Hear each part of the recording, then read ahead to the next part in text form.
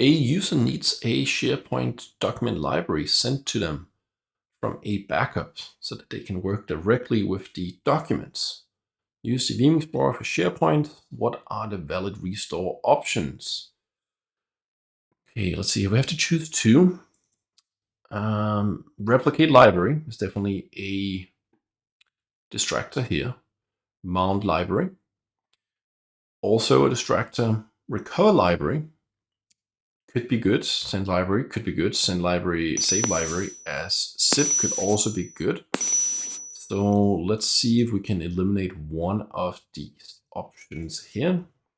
Veeam User Guide Explorer SharePoint.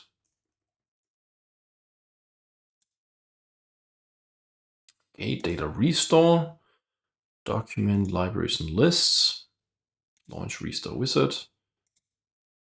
So here we see we have save library and send library, but there is no recover library, right? There's restore, export, save, send. So I'm gonna have to go with send library and save library as zip, which is probably a sub feature here. But anyway, it's definitely, there's no recover, mount, or replicate. So these are the two options we'll have to go with.